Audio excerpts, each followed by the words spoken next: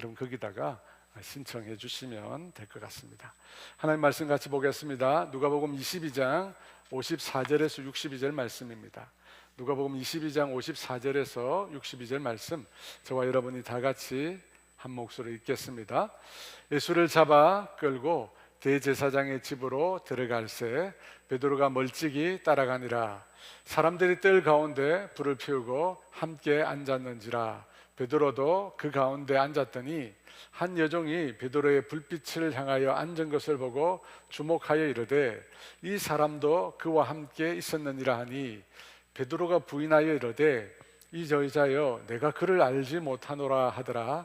조금 후에 다른 사람이 보고 이르되 너도 그 도당이라 하거늘 베드로가 이르되 이 사람아 나는 아니로라 하더라. 1시간쯤 있다가 또 한 사람이 장담하여 이르되 이는 갈릴리 사람이니 참으로 그와 함께 있었느니라.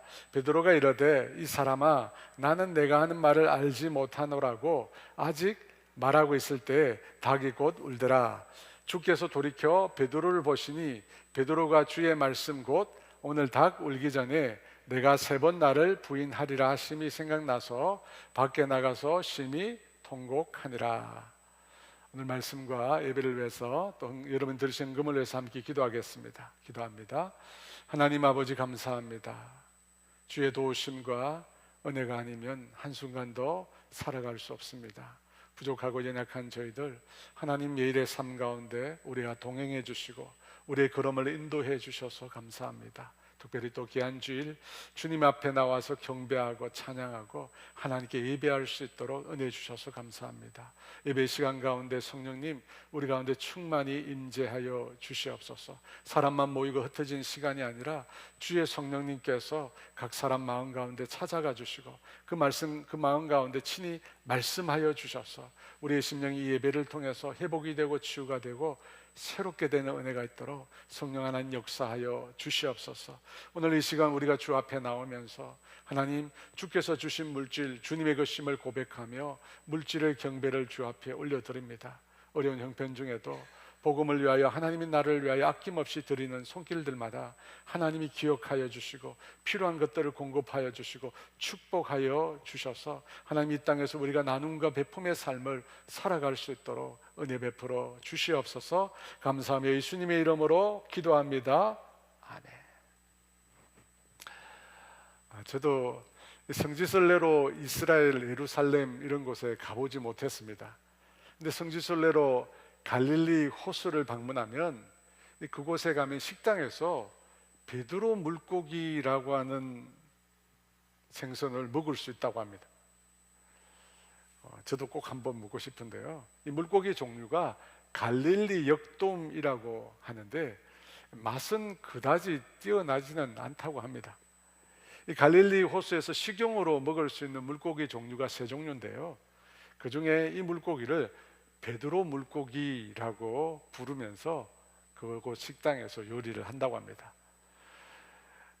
언젠가 여러분도 한번 같이 먹고 싶지 않습니까? 그런 기회가 있었으면 좋겠는데요.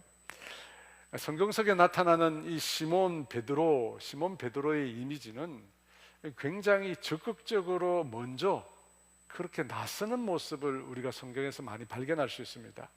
풍랑치는 그 바다 위를 밤 4시경 삼시경 예수님이 찾아오시는데 예수님께 자신도 그 바다 위를 걷게 해달라고 요구했던 사람이 바로 베드로입니다.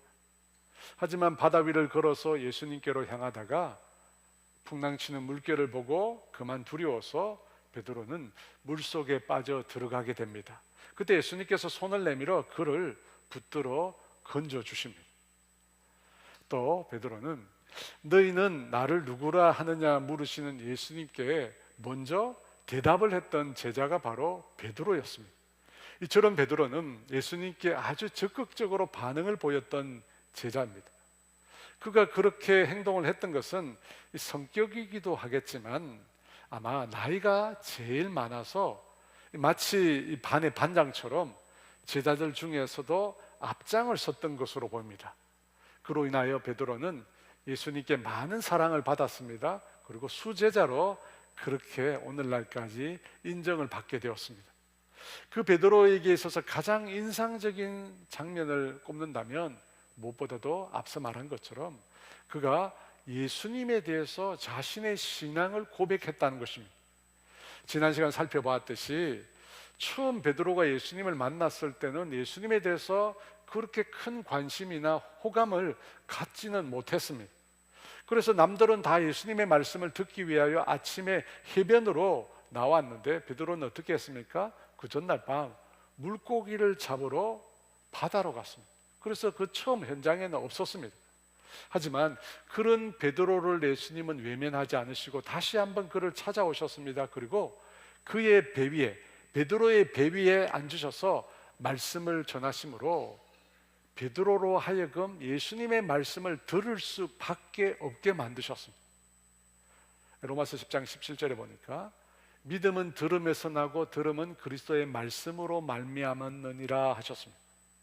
이 말씀을 통해서 예수님은 그렇게 베드로에게 자신이 누구이신지를 알게 하셨습니다.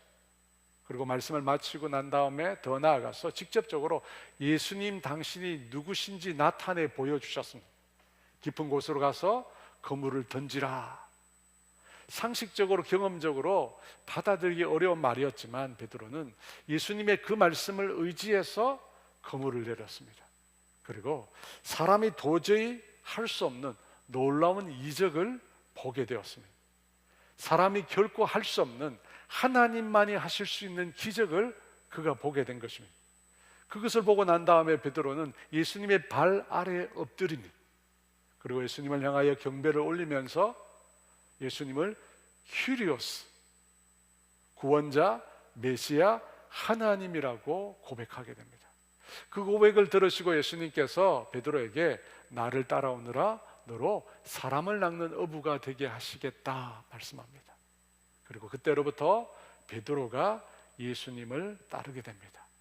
여러분, 우리는 베드로가 예수님을 따르기 시작한 때부터 베드로가 예수님을 주로 메시아로 고백했다라는 사실을 확인할 수 있습니다. 근데 그때로부터 3년간 예수님과 동거동락을 했습니다. 예수님이 전하시는 말씀을 그가 들었고 예수님이 행하시는 놀라운 기적들을 베드로가 직접 눈으로 보게 되었습니다. 그리고 베드로는 예수님만이 유일한 구원자이시라는 것을 확신하게 되었습니다. 그래서 마태복음 16장 16절에 베드로가 이런 말을 합니다. 우리 같이 볼까요? 주님은 그리스도시며 살아계신 하나님의 아들이십니다. 이 쉬운 성경 번역으로 주님은 그리스도시며 살아계신 하나님의 아들이십니다. 여러분, 이 베드로의 신앙 고백인 무엇을 뜻하는 것일까요? 적어도 우리가 예수님을 믿는 신앙인이라면 여러분, 이 베드로의 신앙 고백이 무엇을 의미하는지 우리가 알아야 하지 않겠습니까? 왜냐하면 우리도 동일한 고백을 예수님께 하고 있거든요. 그렇다면 이 신앙 고백은 무엇을 의미하는 것일까요? 주는 그리스도시요 살아계신 하나님의 아들이십니다 해서 이 앞에 나오는 주는 앞서 제가 언급한 큐리오스라는 말이 아닙니다. 여기 주는 2인칭 대명사 당신이라는 말입니다. 그래서 당신은 그리스도시요라는 말입니다. 그리스도라고 하는 말은 무슨 뜻이냐면 기름 부음을 받은 자, 기름 부음을 받은 자라는 뜻입니다. 이 구약에서 기름 부음은 누구에게 행했느냐면 왕이나 제사장이나 선지자에게 한해서 왕이나 제사장과 선지자에 한해서만 기름 부음을 부었습니다. 그래서 예수님을 그리스도 기름 부음을 받은 자라고 말한 것은 예수님이 왕, 선지자, 제사장의 역할을 하시는 분이라는 뜻입니다. 여러분, 이것은 예수님의 인성을 대변한 말입니다. 뒤이어 베드로는 예수님을 가리켜 살아계신 하나님의 아들이라고 표현합니다. 이 살아계신이라고 하는 말은 영원히 계시다는 것입니다. 잠시 잠깐 일정 기간만이 아니라 영원토록 계시다는 것입니다. 그래서 살아계신 하나님의 아들이란 말은 영원토록 생존해 계신, 영원토록 존재하시는 하나님의 아들이라는 표현입니다. 이 하나님이라는 말 자체도 이미 신성을 의미하는데 영원토록 존재하신다고 하니까 예수님은 신성을 주니신 분이심을 뜻하는 분이에요. 왜냐하면 여러분, 영원히 존재한다는 것은 인간에게 쓸 수 없는 표현이잖아요. 또 하나, 여러분, 베드로가 고백한 이 원문에서 독특한 점은 이 그리스도와 하나님의 아들이라는 말 앞에 정관사, 여러분 영어에서 보면 정관사가 있잖아요. 정관사가 하나밖에 없습니다. 두 개가 아니라, 각각이 아니라 한 사람이라는 것입니다. 그리스도가 되시고 하나님의 아들이 되시는 분은 단 한 분이라는 것입니다. 그리고 그 정관사는 유일하다는 뜻을 갖고 있습니다. 다른 존재가 없다는 겁니다. 그리스도이시며 하나님의 아들은 예수님 단 한 분밖에 없다는 뜻입니다.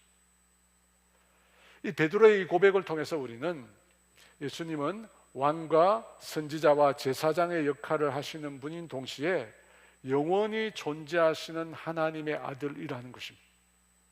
그러니까 곧 예수님은 완전한 인성을 지니신 인간인 동시에 완전한 신성을 가지고 계신 신이라는 것입니다. 여러분, 이 고백 속에 담겨 있는 예수님은 완전한 인간, 완전한 신, 이 두 가지가 왜 꼭 필요한 것일까요?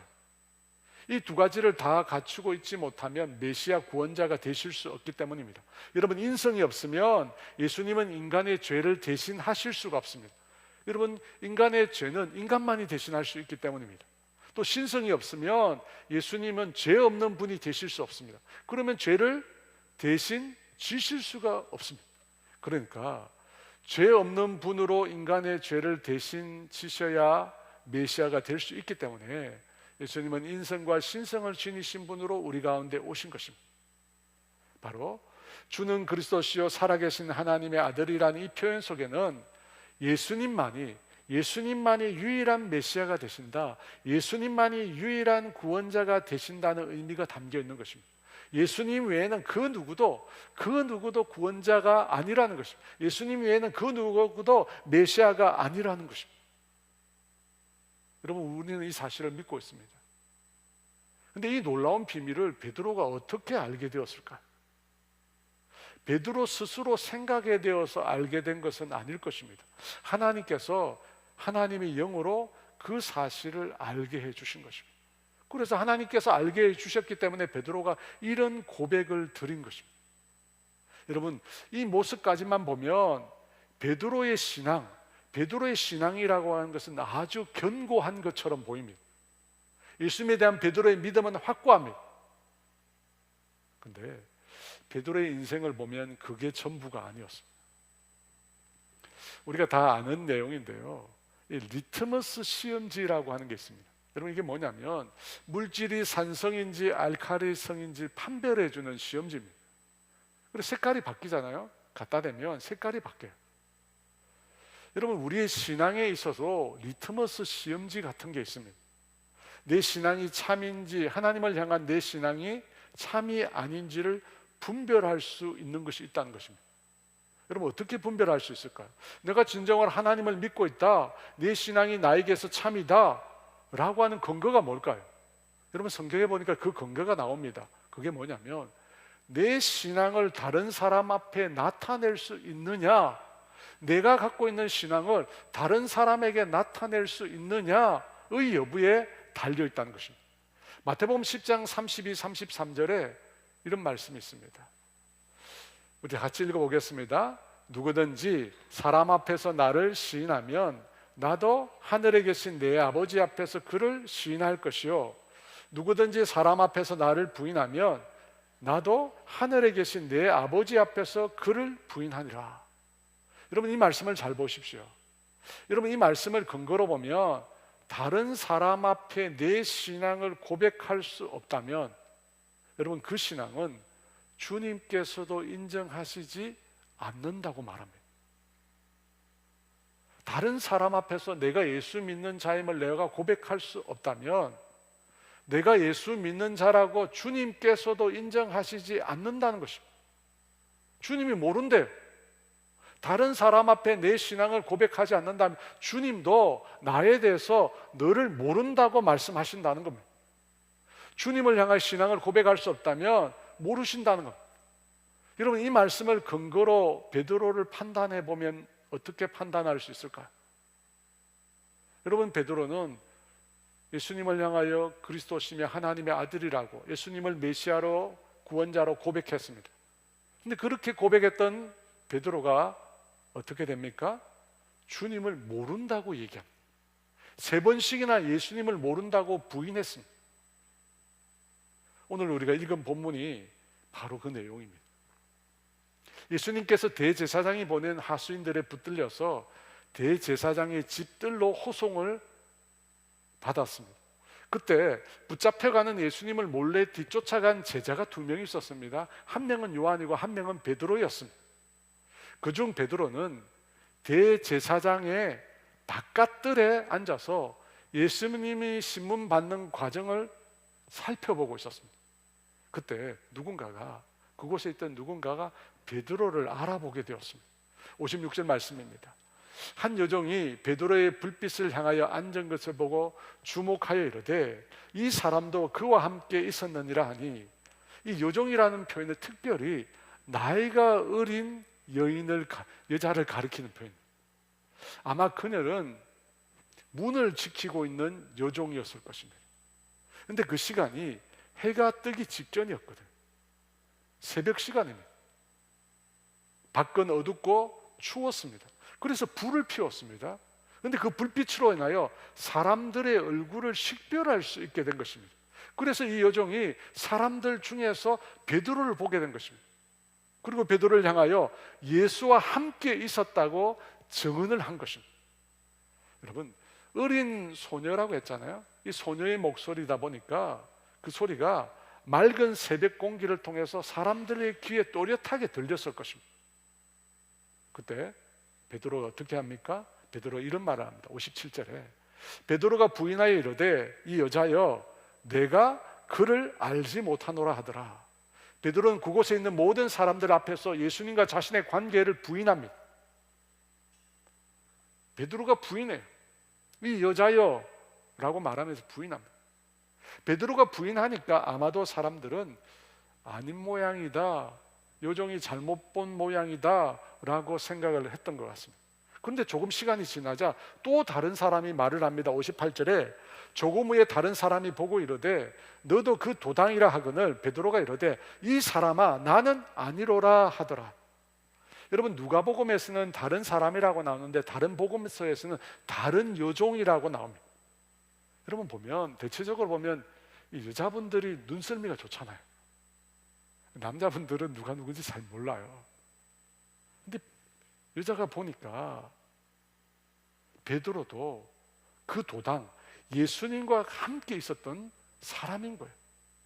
그래서 너도 그 무리 중에 있었다고 이야기하자 베드로가 2번째 아마 펄쩍펄쩍 뛰면서 자신은 아니라고 얘기합니다. 처음보다 훨씬 더 큰 강도로 부인을 했습니다. 그렇게 베드로가 2번을 예수님을 부인했습니다. 그리고 난 다음에 베드로는 아마 그 자리를 떠나고 싶었을 것입니다. 그런데 피해 갈 곳이 없습니다. 예수님에게 일어난 일을 알리면 그때에 계속 머물러 있어야 합니다. 게다가 지금 자리를 떠면 사람들이 어떻게 생각하겠습니까? 베드로의 말을 거짓이라도 믿게 될 것입니다. 그래서 어쩔 수 없이 바늘방석이지만 그 뜰에 머물러 있을 수밖에 없었습니다. 그런데 또다시 3번째 사람이 나타납니다. 59절에 1시간쯤 있다가 또 한 사람이 장담하여 이르되 이는 갈릴리 사람이니 참으로 그와 함께 있었느니라. 1시간쯤 지났다고 합니다. 아마 오랜 시간이 베드로에게는 지났다고 느껴졌을 것입니다. 근데 또 한 사람이 나와서 이번에는 장담을 합니다. 그러면서 베드로를 갈릴리 사람이라고 말을 하면서 예수와 함께 있었다고 얘기합니다. 여러분, 베드로의 말소리가 갈릴리 방언이었던 것입니다. 당시 예루살렘과 시골 아마 갈릴리 말은 조금 달랐던 것 같습니다. 그래서 베드로가 한 말을 근거로 갈릴리 사람이라고 말을 한 것입니다. 여러분, 제가 경상도 사람, 부산 사람인 걸 여러분 다 알잖아요.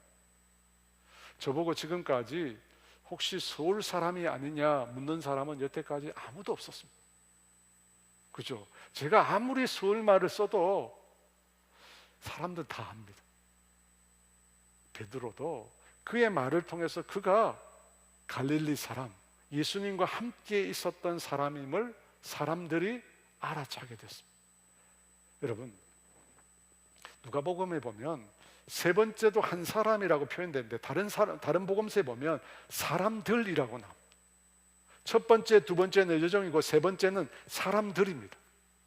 첫 번째, 두 번째 여종들이 말을 하니까 시간이 좀 지났어요. 시간이 지나서 계속해서 사람들이 베드로를 보니까 사람들이 인식을 한 거예요. 사랑하는 여러분, 성경은 이 여종의 역할을 굉장히 중요하게 이야기합니다. 왜냐하면 당시 어린 여종은 가장 비천하고 가장 힘이 없는 존재이기 때문에. 여러분, 그런데 그 여종 앞에서 베드로가 어떻게 했다는 겁니까? 예수님을 모른다고 부인했다는 것입니다. 여종 앞에서. 앞서 다른 사람 앞에서 주님을 모른다고 부인하면 하나님 아버지 앞에서 예수님께서도 우리를 모른다고 부인하실 것이라고 분명히 성경이 말하고 있습니다. 그럼에도 불구하고 베드로는 가장 연약하고 비천한 존재 앞에서 예수님을 모른다고 부인한 것입니다. 베드로의 이 세 차례 부인의 장면을 우리가 보면서 여러분, 우리는 속으로 안타까움을 많이 느낍니다. 여러분, 그렇지 않습니까? 그러면서 다른 한편으로 왜 베드로가 예수님을 모른다고 부인했을까 의문이 듭니다. 여러분, 왜 베드로는 예수님을 모른다고 부인했을까요? 마태복음 16장 16절에 베드로가 예수님을 향하여 주는 그리스도시요 살아계신 하나님의 아들이라고 고백을 했습니다. 그 고백을 듣고 난 다음에 예수님께서 어떻게 반응하셨느냐면 예수님께서 너무나 기뻐하시면서 이렇게 반응하셨습니다. 예수께서 대답하여 이르시되 바요나 시몬아 내가 복이 있도다. 이를 내게 알게 한 이는 혈육이 아니요 하늘에 계신 내 아버지시니라. 바요나, 요나의 아들, 요한의 아들 시몬아 내가 복이 있다. 여러분, 예수님이 경탄을 하셨어요. 베드로의 고백을 예수님이 얼마나 기뻐하셨는지 모릅니다. 그러면서 뭐라고 이야기합니까? 이를 내게 알게 한 이는 혈육, 사람이 아니라는 것. 이를 너에게 알게 한 이는 하늘에 계신 내 아버지 곧 하나님이라고 합니다. 베드로가 예수님을 구원자로 메시아로 믿게 된 것은 베드로에게서 나온 게 아니에요. 스스로 알게 된 것이 아닙니다. 하늘에 계신 내 아버지 하나님이 믿게 하셔서 믿게 된 것입니다. 여러분, 우리가 예수님을 믿고 하나님을 믿고 하는 이 믿음은 사람에게서 나온 게 아닙니다. 하나님께서 믿게 하신 것입니다. 여러분, 아멘이십니까? 하나님께서 믿게 하셔서 저와 여러분이 믿게 된 것입니다. 하나님이 행하신 것입니다. 그런데 베드로가 어떻게 됩니까? 하나님이 믿게 하셔서 그가 예수님을 믿고 예수님을 구원자로 메시아로 고백을 했는데 왜 지금은 예수님을 부인하는 것일까요? 하나님이 믿게 하셔서 믿게 됐는데 왜 부인하는 것입니까? 예수님께서 마지막 만찬 자리에서 당신의 제자들에게 무슨 말씀을 하셨느냐면 제자들 모두가 예수님을 버릴 것이라고 얘기했습니다. 너희가 다 나를 버릴 것이라. 그때 여러분, 베드로가 났습니다. 베드로가 어떤 말을 했느냐면 마태복음 26장 33절에 베드로가 대답하여 이르되 모두 주를 버릴지라도 나는 결코 버리지 않겠나이다. 모두 주를 버릴지라도 자신은 결코 버리지 않겠다고 맹세를 합니다. 마가복음 14장 31절은 이렇게 말합니다. 베드로가 힘있게 말하되 내가 주와 함께 죽을지언정 주를 부인하지 않겠나이다 하고 모든 제자도 이와 같이 말하니라. 주님과 함께 죽을지언정 주님을 부인하지 않겠다고 합니다. 힘을 줘서 말했다고 합니다. 죽음과 같은 극단적인 상황이라도 절대 부인하지 않겠다는. 근데 어떻게 되었습니까? 가장 연약하고 힘없고 보잘것없는 요종 앞에서 예수님을 모른다고 부인을 했습니다. 다른 복음서에 보면 맹세, 저주까지 하면서 예수님을 모른다고 부인합니다. 사랑하는 여러분, 베드로와 예수님은 정말 가끔 한 번씩 얼굴을 보는 그런 관계가 아닙니다. 1년에 한두 차례 보는 그런 관계가 아닙니다. 베드로와 예수님은 3년을 동고동락을 했습니다. 함께 먹고 함께 자는 관계였습니다. 베드로는 그 예수님을 통해서 하나님 나라의 놀라운 구원의 소식을 들었습니다. 그리고 예수님께서 행하시는 놀라운 이적들을 수없이 많이 두 눈으로 보았습니다. 귀신을 쫓아내고 병든 자를 치료해 주시고 오병이어로 5천 명을, 수없이 많은 사람들을 먹이고 무리를 함께 걷고 심지어 죽은 자가 무덤을 열고 나오는 것까지 직접 그가 목격했습니다. 그 모든 역사를 다 보고 나서 베드로가 뭐라고 얘기합니까? 주는 그리스도시요 살아계신 하나님의 아들이라고 고백한 것입니다. 예수님만이 유일한 구원자라고, 예수님만이 유일한 메시아라고 고백한 것입니다.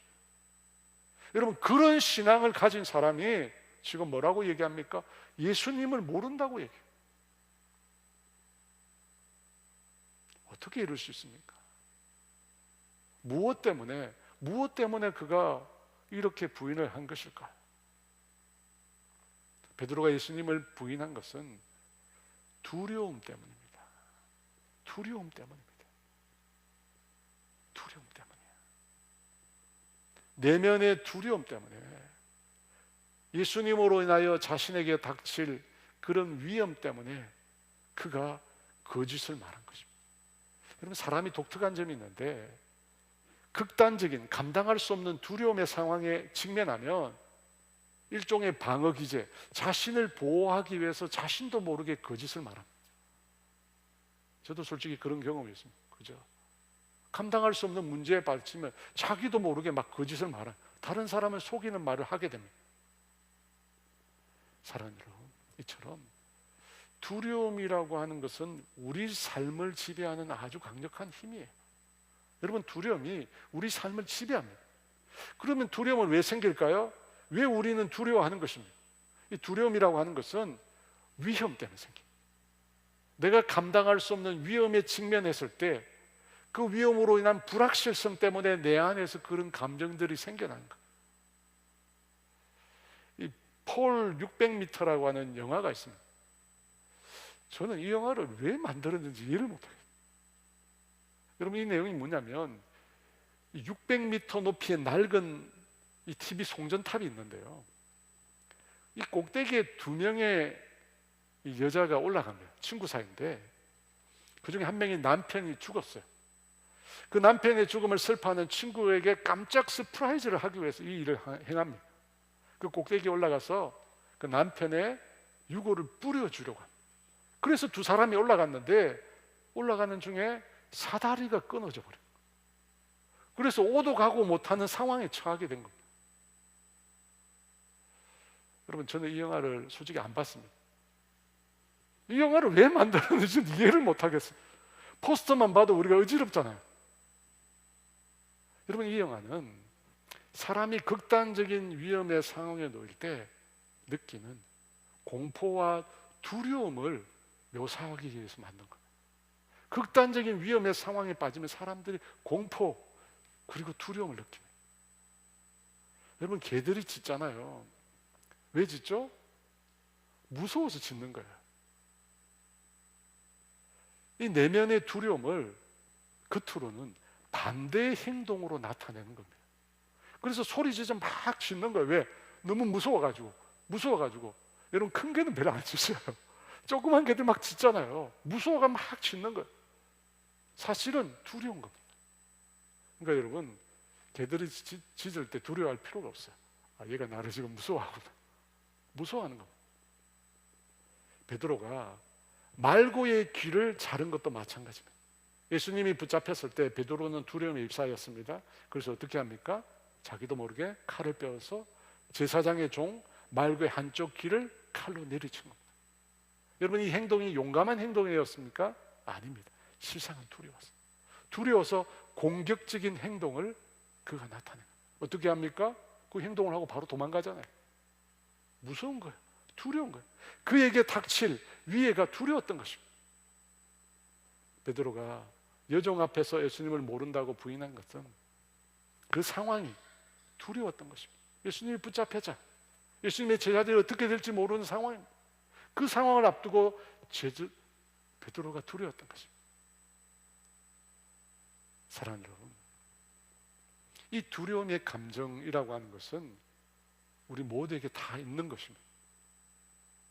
왜냐하면 이 두려움이라고 하는 것은 인간이 하나님을 떠난 것에서 시작되었기 때문에, 아담이 범죄한 이후에 죄가 인간에게 들어온 직후에 사람은 그때부터 두려워하기 시작했어요. 죄가 인간에게 임한 이후에, 하나님을 떠난 이후에 하나님을 두려워하기 시작했잖아요. 그래서 하나님을 피하게 된 것입니다. 여러분, 이처럼 두려움이라고 하는 이 감정은 죄를 지은 이후에 인간에게 생긴 가장 기본적인 감정이에요. 그래서 모든 인간에게 두려움이 다 있습니다. 하나님을 떠났기에, 하나님의 사랑을 거부했기에 인간의 마음속에 두려움이 있습니다. 여러분, 이 두려움으로부터 우리가 어떻게 벗어날 수 있을까요? 베드로는 그가 당한 그 상황을 어떻게 이겨낼 수 있었을까요? 베드로가 예수님을 모른다고 3번 부인했습니다. 그 소리를 예수님께서 들으셨죠. 그리고 그 다음 예수님은 어떤 반응을 보였을까요? 3년 동안 동고동락했던, 자신을 따른다고, 죽는 일 아니면 주님을 떠나지 않겠다고 그렇게 결의를 다졌던 그 제자가 예수님이 들리는 앞에서 3번이나 예수님을 부인했습니다. 그 소리가 들려왔어요. 그때 예수님은 어떤 반응을 보였을까요? 이 죽일 놈, 너가 어떻게 나를 배신할 수 있어? 그렇게 하셨을까요? 여러분, 성경에 그 상황을 묘사하는 내용이 복음서에 나오는데 유독 누가복음에만 나오는 표현이 있습니다. 본문 읽어볼까요? 60절에서 62절 말씀 같이 있습니다. 베드로가 이르되 이 사람아, 나는 내가 하는 말을 알지 못하노라. 아직 말하고 있을 때 닭이 곧 울더라. 주께서 돌이켜 베드로를 보시니 베드로가 주의 말씀 곧 오늘 닭 울기 전에 내가 3번 나를 부인하리라 하심이 생각나서 밖에 나가서 심히 통곡하니라. 누가복음에만 나오는 표현은 주께서 돌이켜 베드로를 보시니 라는 말입니다. 베드로가 예수님을 모른다고 부인하며 심지어 맹세하며 저주까지 했습니다. 그런데 그 순간 닭이 울었습니다. 그리고 예수님이 어떻게 하셨습니까? 돌이켜 베드로를 보셨다고 합니다. 베드로를 보셨어요. 예수님께서 베드로를 보셨어요. 베드로를 바라보는 그 예수님의 눈빛, 여러분 어땠을까요? 배신에 대한 분노, 증오, 그 눈빛이었을까요? 아닙니다. 단연코 아닙니다. 당신의 제자인 베드로를 바라보는 예수님의 눈빛 속에는 동정 어린 사랑이 담겨 있었습니다. 그걸 어떻게 합니까? 예수님은 베드로가 예수님을 부인할 것을 이미 알고 계셨기 때문입니다. 오늘 닭 울기 전에 너가 나를 3번 부인하리라. 주님이 이미 다 알고 계셨습니다. 그래서 주님이 이런 말씀도 하셨습니다. 누가복음 22장 31, 32절에 시몬아 시몬아 보라 사탄이 너희를 밀가부르듯 하려고 요구하였으나 그러나 내가 너를 위하여 내 믿음이 떨어지지 않기를 기도하였노니 너는 돌이킨 후에 내 형제를 굳게 하라. 베드로가 부인할 것을 예수님 말씀하셨습니다. 그리고 난 다음에 예수님께서 이 말을 하신 것입니다. 여러분, 예수님은 베드로가 실패할 것을 알고 계셨습니다. 그럼에도 불구하고 예수님은 뭐라고 합니까? 베드로를 비난하지 않았습니다. 베드로를 정죄하지 않았습니다. 내가 너를 위해서 기도하겠다. 그리고 너는 돌이킨 후에 내 믿음의 형제들을 굳게 하라고 예수님은 오히려 부탁하셨습니다. 여러분, 그랬기에 베드로를 바라보는 그 예수님의 눈빛은 분노와 정오의 눈빛이 아니라 동정 어린 사랑의 눈빛이었습니다. 돌이켜 그를 사랑스러운 눈빛으로 보신 것입니다. 여러분, 그때 베드로는 어떻게 예수님께 반응했을까요? 61절 62절 말씀 같이 있습니다. 주께서 돌이켜 베드로를 보시니 베드로가 주의 말씀 곧 오늘 닭 울기 전에 내가 3번 나를 부인하리라 하심이 생각나서 밖에 나가서 심히 통곡하니라. 밖에 나가서 심히 통곡했다. 베드로는 예수님의 말씀이 생각났습니다. 오늘 너가 나를 3번 부인하리라. 그뿐만 아니라 자신을 바라보는 예수님의 눈빛을 마주하게 됐습니다. 예수님이 자신을 모른다고 부인하는 맹세까지 하며 저주까지 하는 그 베드로를 향하여 예수님이 차라리 여러분 눈으로 욕을 했다면, 차라리 예수님께서 정오와 분노의 눈빛으로 베드로를 쳐다봤다면, 여러분 그랬다면 베드로가 차라리 괜찮았을 겁니다. 견딜만 했을 것입니다. 그런데 그 순간에도 베드로가 예수님을 부인하고 저주까지 하면서 맹세까지 하며 부인하는 그 순간에도 예수님은 여전히 베드로를 사랑하고 계신 거죠. 베드로를 향하여 여전히 그 인자한 눈을 가지고 그를 바라보고 계신 거예요. 그럼 그걸 보니까 베드로가 견딜 수가 없는 거예요. 여러분 밖에 나가서 통곡했다는데 이 통곡이란 말은 무슨 뜻이냐면 울어서 없앤다는 뜻이에요. 울어서 자기 속에 있는 감정을 다 없앤다는 거예요. 자신의 배신도 너무나 고통스러운데 여전히 그런 자신을 사랑하시는 그 예수님, 베드로가 감당이 안 돼. 그래서 통곡하며 울면서 모든 감정을 씻어내려고 한 거예요.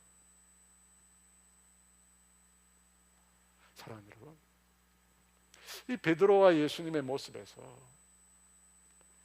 우리는 두려움을 이기게 만드는 것이 무엇인지를 발견합니다. 여러분 무엇입니까? 무엇이 우리가 가지고 있는 두려움을 극복하게 합니까? 여러분 사랑입니다. 하나님의 사랑, 그 온전하신 사랑이 우리를 두려움으로부터 벗어나게 합니다. 여러분 성경이 말하고 있습니다. 요한일서 4장 18절 말씀 같이 읽어볼까요? 사랑 안에 두려움이 없고 온전한 사랑이 두려움을 내쫓나니 두려움에는 형벌이 있음이라. 두려워하는 자는 사랑 안에서 온전히 이루지 못하였느니라. 왜 두려워합니까? 형벌 때문에 두려워해요. 그런데 온전한 사랑, 그 온전한 사랑이 두려움을, 우리 가운데 있는 두려움을 내어몬다고 합니다. 사랑하는 여러분, 사랑에 하나님의 사랑의 힘이 있습니다. 저주, 증오보다 더 큰 힘이 사랑에 있습니다. 그래서 성경은 사랑은 죽음보다 강하다고 말씀하십니다. 부활하신 이후에 제자들을 만난 자리에서 예수님께서 베드로를 부르십니다. 그리고 그에게 이렇게 묻습니다. 요한의 아들 시몬아, 내가 나를 사랑하느냐? 요한의 아들 시몬아, 너가 나를 사랑하느냐? 예수님이 3번 질문하십니다. 여러분 왜 3번이죠? 3번 부인했기 때문에. 그런데 왜 주님은 다른 것이 아닌 사랑을 말씀하셨을까요? 내가 나를 사랑하느냐 물으셨어요. 너는 왜 나를 부인했느냐? 너는 왜 나를 모른다고 했느냐가 아니라 너는 왜 나를 사랑하느냐고 물으셨어요. 왜 사랑을 언급하셨을까? 여러분, 너가 나를 사랑하느냐 이 질문은 어떤 경우에 할 수 있습니까? 너가 나를 사랑하느냐 이 질문은 내가 너를 사랑할 때 할 수 있는 질문이에요. 여러분 그렇지 않아요? 예수님께서 베드로를 사랑하지도 않으면서 너는 나를 사랑하느냐 물을 수가 없죠. 여러분 이 질문은 예수님께서 베드로를 여전히 사랑하고 계신다는 걸 전제하는 거예요. 베드로야, 나는 너를 여전히 사랑하고 있어. 나는 너를 사랑해. 그런데 너는 어떠니? 물으시는 것. 사랑하는 여러분, 오늘 우리에게 필요한 것이 이것입니다. 하나님이 우리를 사랑하신다는 것에 대한 확신, 하나님이 나를 사랑하고 계신다는 것의 확신. 여러분 그것이 있는 사람은 모든 두려움을 이깁니다. 시한부 생명, 시한부 날짜를 받아 놓고 있는 신앙인에게 필요한 게 뭡니까 여러분?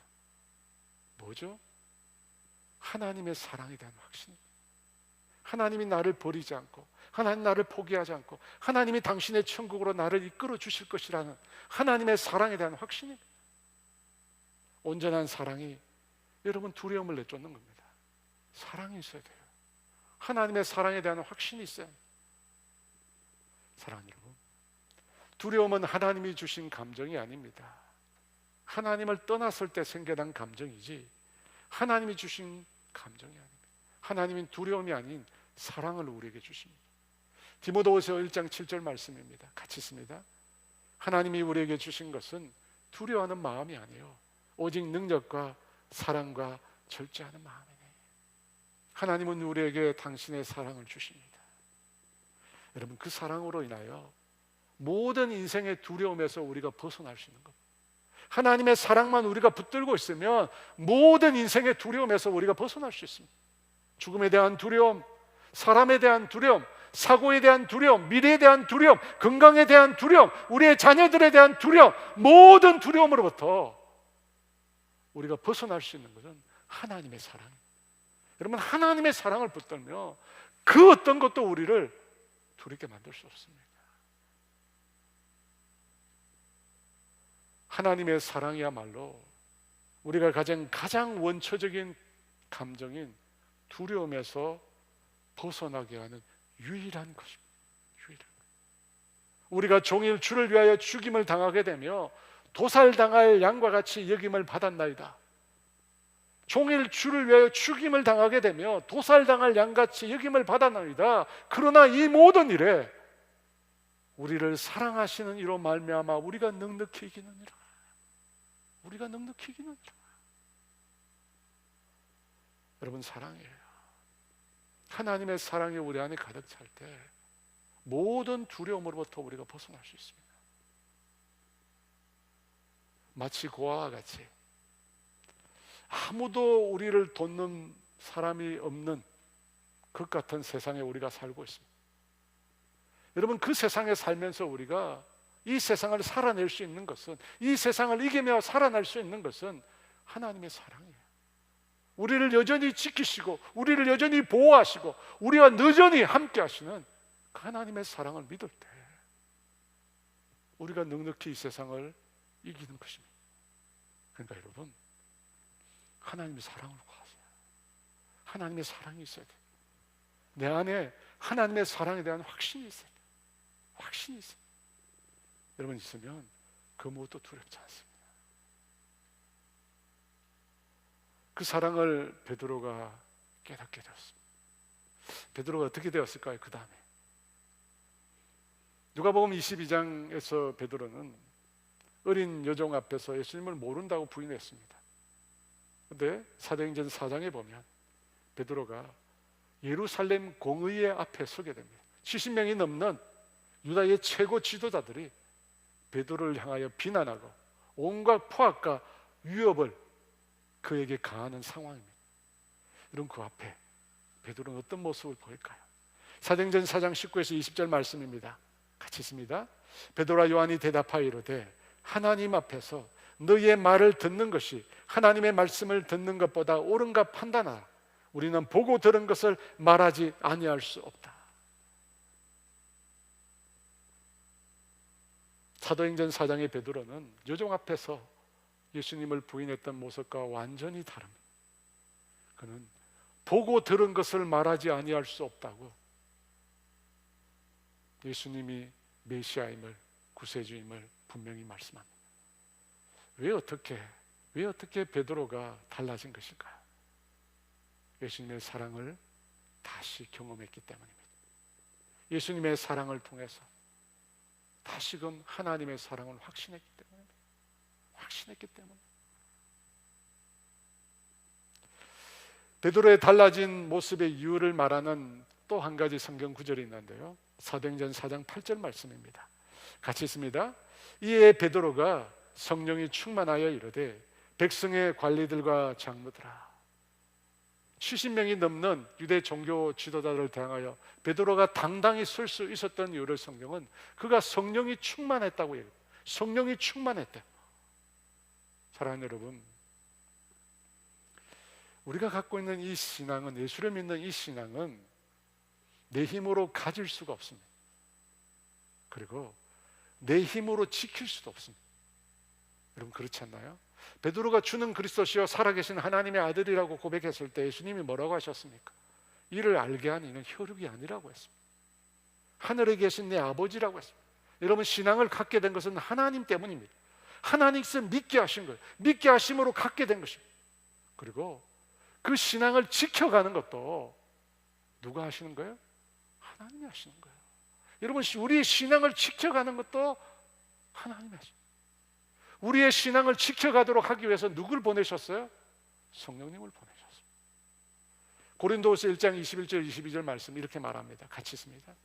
우리를 너희와 함께 그리스도 안에서 굳건하게 하시고 우리에게 기름을 부으신 이는 하나님이시니 그가 또한 우리에게 인치시고 보증으로 우리 마음에 성령을 주셨느니라.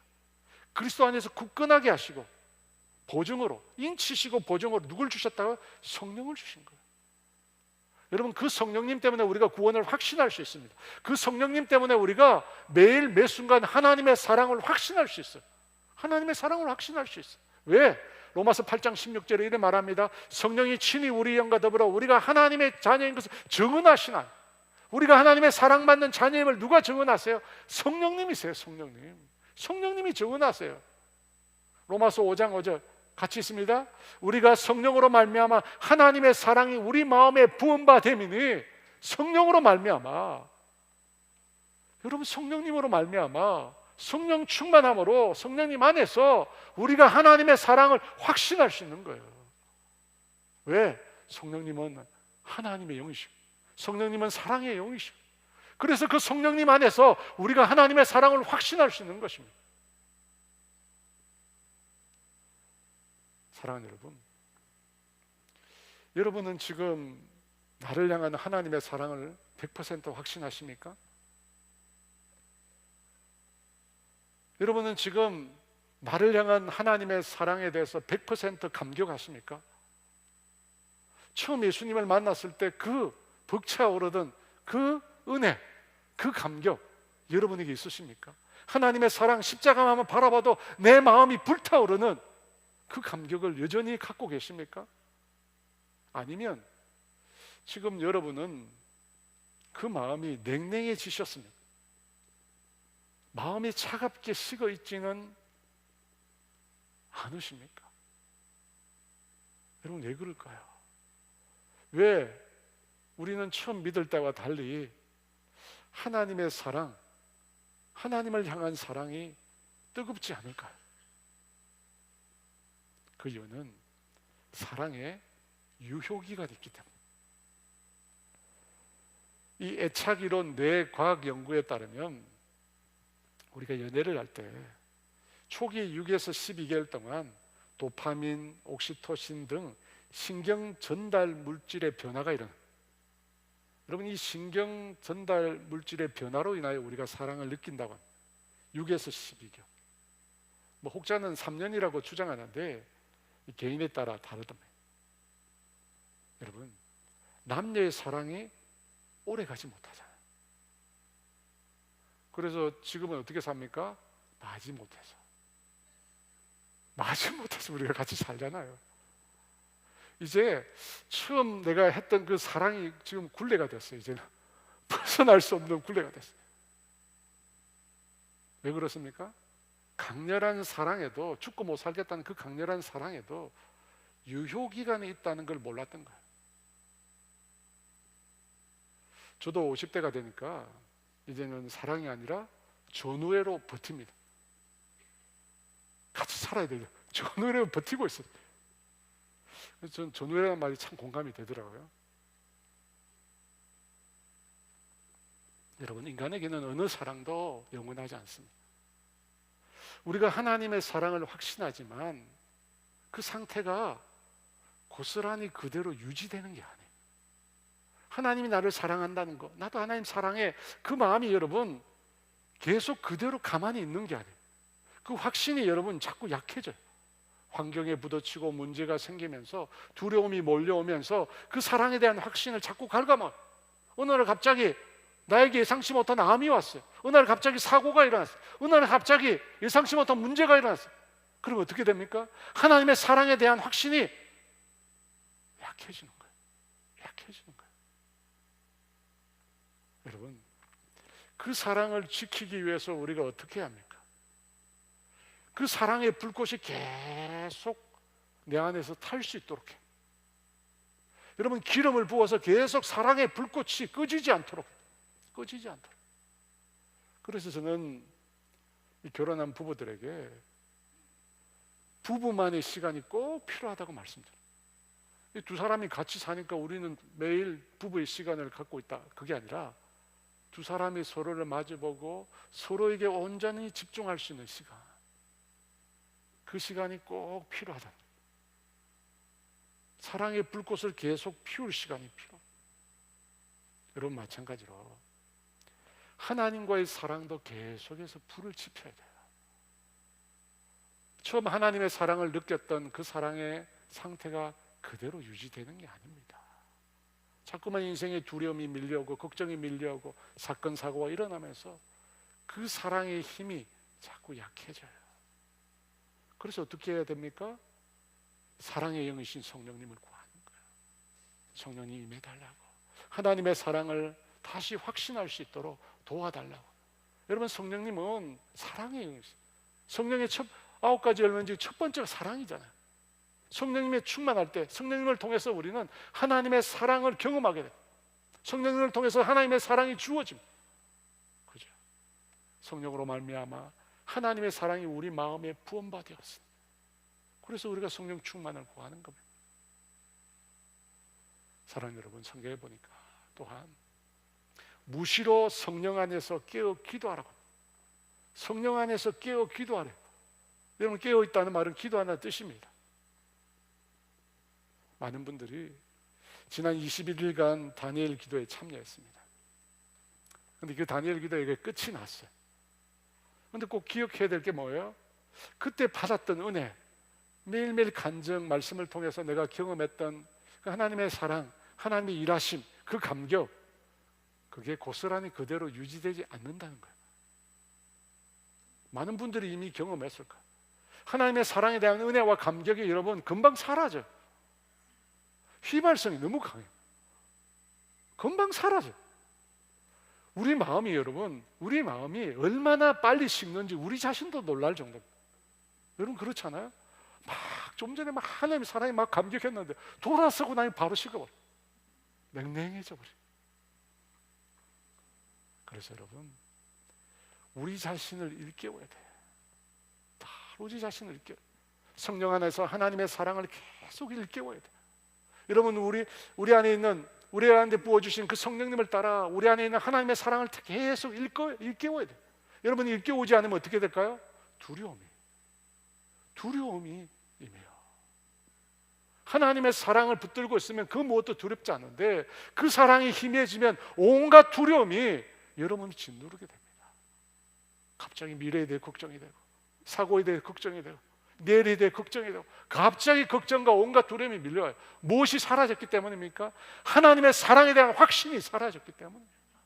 사랑이 없으니까 하나님 나를 지키시고 보호하시고 인도하실 것이라는, 나를 반드시 책임져 주실 것이라는 그 사랑의 확신이 약해지니까 두려움이 휩싸이게 되는 것입니다.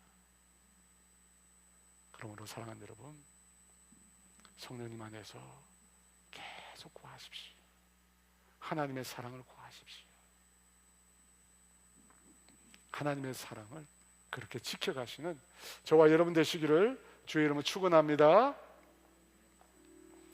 우리 주의 사랑을 주의 선하심을 찬양인데요, 이 찬양 드리면서 하나님과 함께 나아가겠습니다.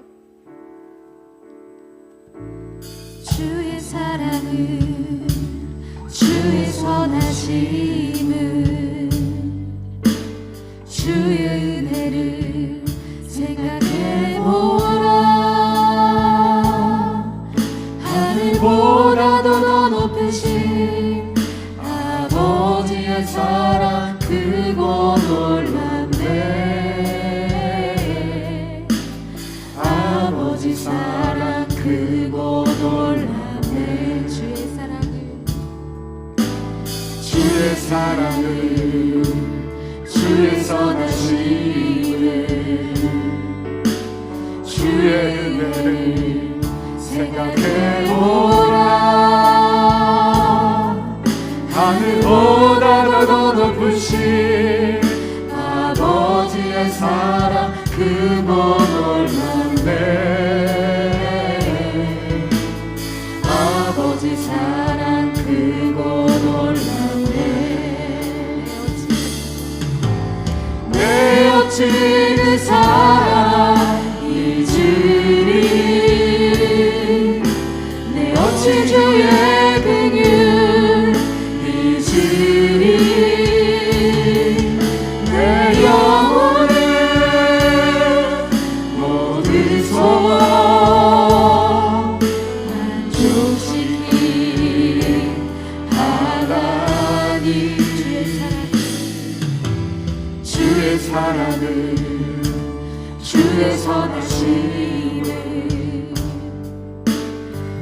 주의 은혜를 생각해보라.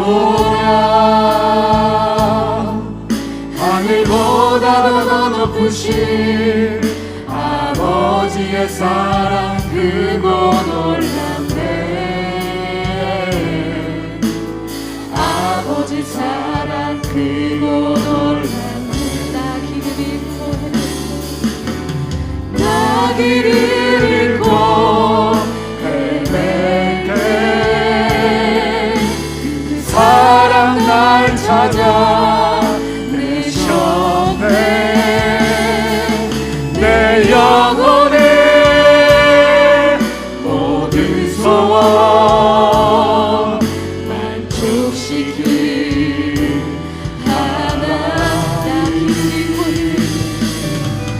나 길을 잃고 헤맬 때 그 사랑 날 찾아 내셨네. 내 영혼의 모든 소원 만족시킬 하나님. 주의 사랑을 주의 선하심을 주의 은혜를 생각해보라. 하늘보다 더 높으신 아버지의 사랑 크고 놀랍네. 아버지 사랑 크고 놀랍네. 여러분, 소유를 많이 가지지 못한 분들은 많은 소유를 가지면 두려움이 없어질 거라 생각합니다. 부자들에 가서 물어보십시오. 많이 가지면 두려움이 없냐고. 건강하지 못한 사람은 건강만 가지면 아무 문제가 없을 거라고 생각합니다. 여러분, 건강한 분들 가서 물어보세요. 두려움이 없냐고. 자녀가 성공하고 출세하고 모든 삶이 좋다. 두려움이 없을 것 같죠? 아닙니다. 하나님을 떠난, 하나님의 사랑을 떠난 모든 인생은 두려움에서 나서 두려움으로 죽어가는 것입니다. 여러분, 오늘 베드로를 생각하십시오. 그 가냘프고 연약한 여종 앞에서 예수님을 부인했습니다. 맹세까지 하며 부인했습니다. 그랬던 그 베드로가 어떻게 자기를 내려다보는 수없이 많은 그 종교 지도자들 앞에도 당당하게 예수 그리스도의 이름을 증거할 수 있었습니까? 주님의 사랑이 회복되었기 때문입니다. 그럼에도 불구하고, 자신의 넘어짐에도 불구하고 여전히 사랑하시는, 사랑을 포기하지 않으시는 그 주님을 만났기 때문입니다. 여러분, 두려움을 이기는 우리 신앙인의 유일한 방법, 하나님의 사랑으로 충만해지는 겁니다. 여러분, 그 사랑이 우리 안에 있는 모든 두려움을 몰아내는 거죠. 여러분, 사랑을 구하십시오. 그러나 여러분, 기억하십시오. 그 사랑이 유효기간이 있어요. 그래서 늘 구하는 거예요. 성령 안에서 늘 구하. 성령님은 우리에게 하나님의 사랑을 부어주시는 영이시고, 여러분, 그 성령 충만을 통해서 하나님의 사랑을 멋있게 지켜가며 여러분, 이 세상에서 능히 이기시는 저와 여러분 되기를 위해서 구합시다. 우리 주의 주고 같이 기도합니다. 주여,